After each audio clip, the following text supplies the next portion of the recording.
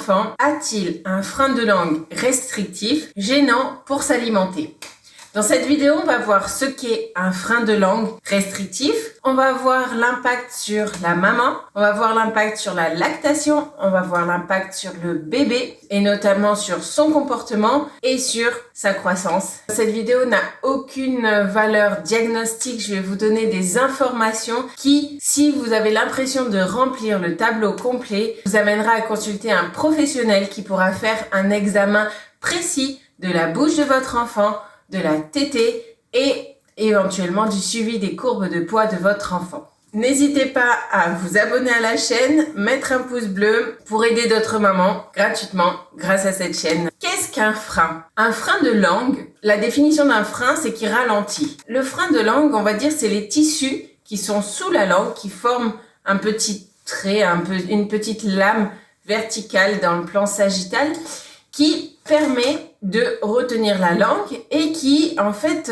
est à la base un vestige embryonnaire. Pourquoi on parle de frein restrictif? C'est simple. C'est parce que dans certains cas, chez certains enfants ou même chez certains adultes, ce frein, il va empêcher la langue d'aller partout dans la bouche. C'est-à-dire, lorsqu'on dort, de se coller au palais, lorsqu'on mange, de pouvoir emmener la langue dans tous les endroits de la bouche pour pouvoir nettoyer la cavité buccale, et lorsqu'on tète, le frein, s'il est restrictif, il va empêcher le bébé de s'accrocher correctement sur le sein, de faire le scellé avec sa langue et ensuite de bouger correctement la partie centrale de sa langue pour pouvoir être efficace dans le transfert de lait. Quel est l'impact sur la maman? Si on a un jeune bébé qui tète et qui a un frein restrictif, souvent, on a une maman qui a des douleurs.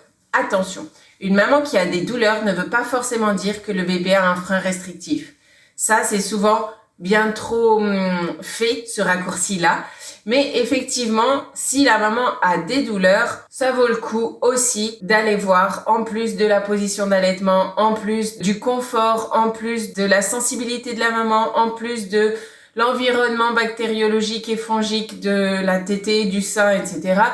Ça vaut le coup d'aller voir ce qui se passe dans la cavité buccale de l'enfant. En effet, un enfant qui va avoir un frein de langue prendra moins bien le sein que physiologiquement s'il n'avait pas son frein de langue et donc il peut augmenter les pressions pour compenser la mobilité de sa langue et donc ces pressions peuvent augmenter la douleur chez la mère. L'impact sur la lactation. Lorsqu'on a un frein de langue, lorsqu'un bébé a un frein de langue, il va être moins efficace au sein. S'il est moins efficace au sein, il va moins extraire de lait. Et s'il extrait moins de lait, la glande mammaire reste plus remplie. Et si la glande mammaire n'est pas régulièrement, on va dire, en grande partie vidée pour être remplie, le corps maternel va comprendre qu'il a produit trop de lait, donc il va diminuer cette quantité de lait. Et en diminuant la quantité de lait qu'il va produire, bébé va avoir moins de lait disponible et il va falloir qu'il fasse plus d'efforts pour venir extraire le lait à ce moment-là. Donc, on risque d'avoir une baisse de lactation consécutive à une succion non optimale. Et dans ce cadre-là, dans cette vidéo-là, on parle du frein de langue. Le comportement du bébé. Souvent, quand on a un frein de langue restrictif, ça tire beaucoup. Ça fait un bébé qui est pas confortable. On a un bébé irritable. On a un bébé qui pleure souvent.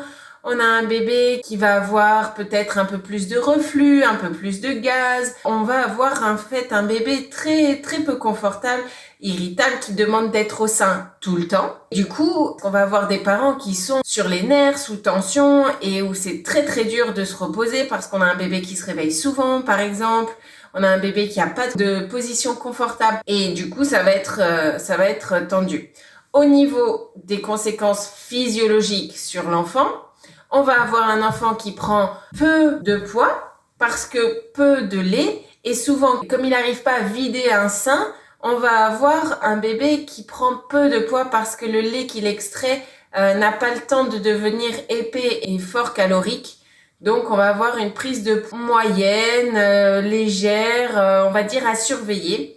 Et d'autant plus si on arrive jusqu'aux 2 mois et demi, 3 mois d'allaitement, au moment où la production lactée diminue par rapport à la production postpartum, où là, on va avoir un bébé soit qui chute, soit qui stagne parce que comme la production lactée diminue un petit peu pour s'adapter aux besoins de l'enfant, on va avoir un enfant qui va avoir du mal à extraire tout le lait qui lui est nécessaire dans la glande mammaire. J'espère que cette vidéo vous aura donné des pistes et surtout, si vous avez un doute, n'hésitez pas à consulter un professionnel formé qui puisse examiner la bouche de votre enfant, faire un score et pouvoir prendre une décision avec vous. S'il y a un frein de langue, ce n'est pas obligatoire d'aller le faire couper. Dans certains cas, oui, c'est obligatoire. Mais dans d'autres cas, en remusclant un peu la langue, en lui apprenant à se mobiliser mieux, on arrive à des résultats très sympathiques. Je vous souhaite une très bonne journée et je vous dis à bientôt.